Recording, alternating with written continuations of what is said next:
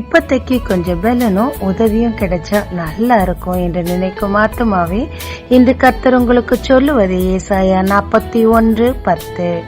நான் உன்னை பலப்படுத்தி உனக்கு சகாயம் பண்ணுவேன். தன் ஆயுததாரியோடு சேர்ந்து யோனத்தான் மிகப்பெரிய யுத்தம் செய்து மிகப்பெரிய ஜெயத்தையும் பெற்றார். ஆனால் மிகவும் பலவீனப்பட்டு சோர்ந்து போயிருந்தார். அப்போது ஒரு தேனில் ஒரு துண்டை எடுத்து வாயில் வைத்த போது அவர் கண்கள் தெளிந்தது, பலப்பட்டார். சரீரம் பலவீனமா இருந்தா மருந்து எடுத்துக்கலாம். ஆவி ஆத்மா பலவீனமானா தேனிலும் தெள்ளி தேனிலும் மதுரமான திரு வசனத்தை நாம் உட்கொள்ளும் போது அது நமக்கு பலனையும் கொடுக்கும், தேவனிடத்திலிருந்து சகாயத்தையும் பெற்றுக் கொடுக்குங்க. ஜெபிக்கலாமாங்க. தேவரீர் உம்முடைய வேத வசனத்தை உட்கொண்டு உம்மிலிருந்து பலனையும் சகாயத்தையும் பெற்றுக்கொள்ள கிருபை தாரும்.